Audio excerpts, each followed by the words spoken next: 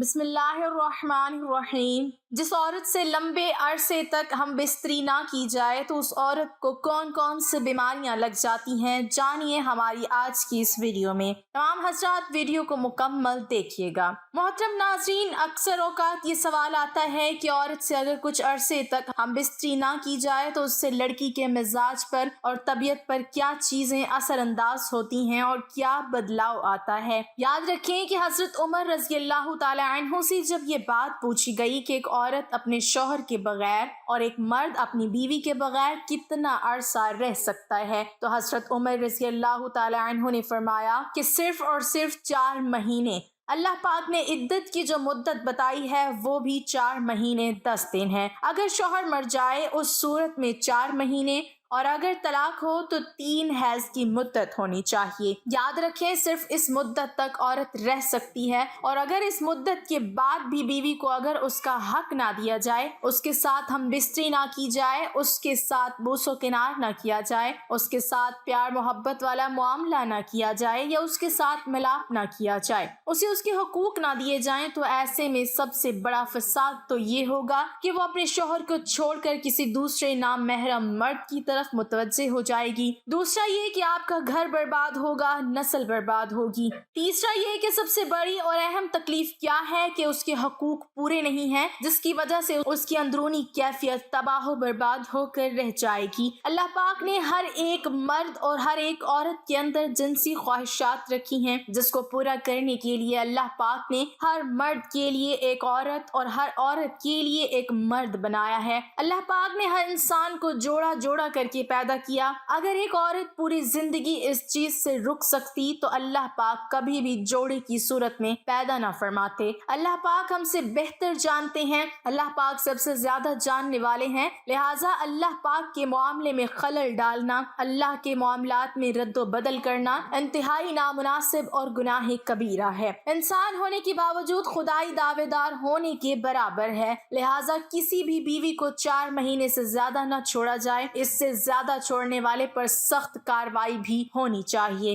کہ اس کی بیوی کے حقوق پورے نہیں ہو رہے، چاہے وہ کسی بھی معاملے میں ہو۔ اگر شوہر کاروباری سلسلے میں ملک سے باہر ہے تو وہ پھر اپنی بیوی کو اپنے ساتھ رکھے یا پھر 4 مہینے سے پہلے اپنے گھر تشریف لائے تاکہ وہ اپنے حقوق پورے کر سکیں۔ اس کے علاوہ زوجین باہمی رضامندی سے جتنی مدت تک چاہیں ایک دوسرے سے دور رہ سکتے ہیں۔ اسلام نے اس سلسلے میں کوئی حدود و قیود مقرر نہیں کیے اور نہ زوجین کو مخصوص مدت کے اندر اکٹھے ہونے یا مباشرت کرنے کا پابند کیا ہے۔ زوجین ایک دوسرے سے جتنا عرصہ بھی دور رہیں، اس سے ان کے رشتے ازدواج پر کوئی فرق نہیں پڑتا۔ شوہر اپنی بیوی کی رضامندی سے اور بیوی اپنے شوہر کی رضامندی سے جتنا عرصہ چاہے دور رہ سکتی ہیں، لیکن اگر شوہر قسم کھا لے کہ میں اپنی بیوی کے قریب نہیں جاؤں گا اور پھر 4 مہینے کی مدت تک ان کی صلح یا رجوع نہ ہو پائے تو ایلا ہو جاتا ہے، جس سے طلاق بائن واقع ہو جاتی ہے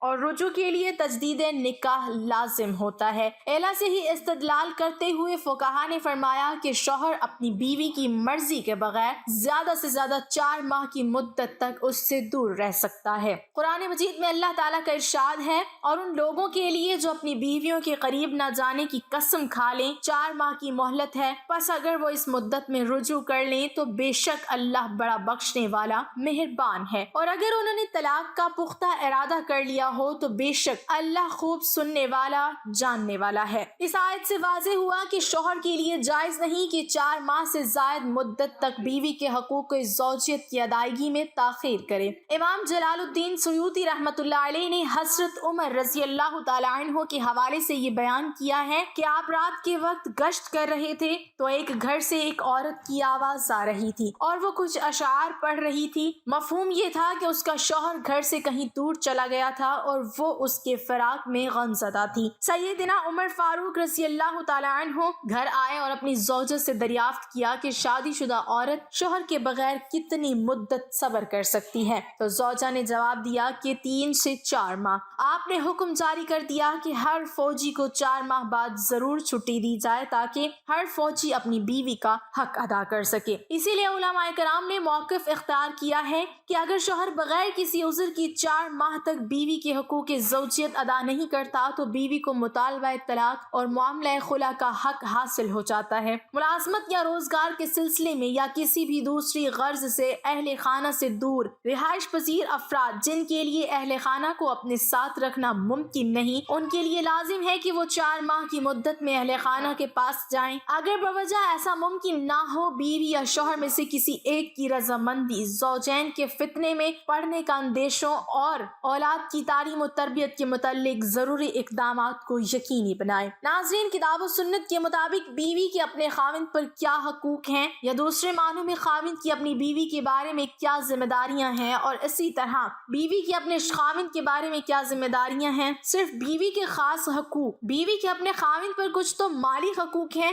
جن میں مہر، نفقہ اور رہائش شامل ہے، اور کچھ حقوق غیر مالی ہیں جن میں بیویوں کے درمیان تقسیم میں عدل انصاف کرنا، اچھے اور احسن انداز میں بود باش اور معاشرت کرنا، بیوی کو تکلیف نہ دینا۔ موکلی حقوق میں مہر وہ مال ہے جو بیوی کا اپنے خاوند پر حق ہے جو عقد یا پھر دخول کی وجہ سے ثابت ہوتا ہے، اور یہ بیوی کا خاوند پر اللہ تعالیٰ کی طرف سے واجب کردہ حق ہے۔ اللہ تعالیٰ کا فرمان ہے، اور عورتوں کو ان کے مہر دے کے خوشی دے دو۔ حضرت عائشہ رضی اللہ تعالیٰ عنہا بیان کرتی ہیں کہ ابو سفیان کی بیوی ہند بنت عتبہ رضی اللہ تعالیٰ عنہما نبی صلی اللہ علیہ وسلم کے پاس آئی اور کہنے لگی، اے اللہ کے رسول صلی اللہ علیہ وسلم، ابو سفیان بہت حریص اور بخیل آدمی ہے، مجھے وہ اتنا کچھ نہیں دیتا جو کہ مجھے اور میری اولاد کے لیے کافی ہو، الا یہ کہ میں اس کا مال اس کے علم کے بغیر حاصل کر لوں، تو کیا ایسا کرنا میرے لیے کوئی گناہ تو نہیں؟ رسول اکرم صلی اللہ علیہ وسلم فرمانے لگے، تو اس کے مال سے اتنا اچھے انداز سے لے لیا کر کہ جو تمہیں اور تمہاری اولاد کو کافی ہو۔ حضرت ابو ہریرہ رضی اللہ تعالی عنہ بیان کرتے ہیں کہ نبی صلی اللہ علیہ وسلم نے فرمایا،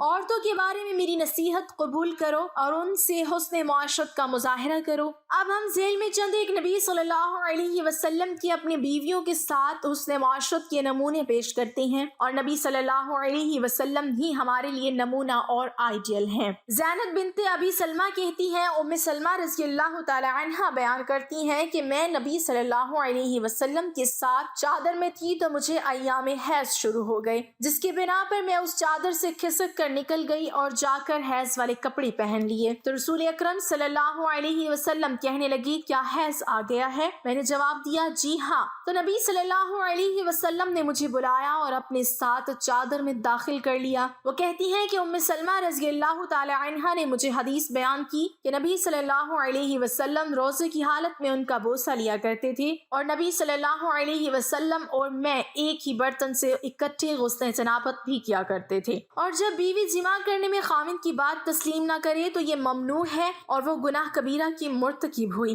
لیکن اگر کوئی شرعی عذر ہو تو ایسا کر سکتی ہے، مثلا حیض یا فرضی روزہ اور بیماری وغیرہ ہو۔ ابو ہریرہ رضی اللہ تعالی عنہ بیان کرتے ہیں کہ رسول اکرم صلی اللہ علیہ وسلم نے فرمایا، جب مرد اپنی بیوی کو اپنے بستر پر بلائے اور بیوی انکار کرے تو خاوند اس پر رات ناراضگی کی حالت میں بسر کرے تو صبح ہونے تک فرشتے اس پر لعنت کرتے رہتے ہیں۔ تو ناظرین، واضح رہے کہ خاوند کا اپنی بیوی کے حقوق زوجیت کو 4 ماہ کی مدت کے اندر پورا کرنا ضروری ہے۔ اگر کوئی آدمی 4 ماہ سے زائد اپنی بیوی سے دور رہتا ہے، حالانکہ بیوی کو خاوند کی طرف رغبت ہو رہی ہے، تو وہ آدمی گنہگار ہوگا، لہٰذا ملازمت یا کمائی یا کسی بھی غرض سے گھر سے باہر رہائش پذیر افراد کو 4 ماہ کے اندر چھٹی لے کر گھر جانا چاہیے، یا کوئی ایسی ملازمت و کاروبار تلاش کرنا چاہیے جس میں 4 ماہ سے پہلے گھر کا چکر لگانا ممکن ہو۔ البتہ اگر کوئی ایسی صورت ممکن نہ ہو اور گھر سے بہت زیادہ دور جانا پڑے جہاں سے 1-2 سال تک واپسی مشکل ہو، تو ایسی صورت میں درج ذیل شرائط کے ساتھ وہاں ٹھہرنا جائز ہے۔ بیوی کو حقوق زوجیت،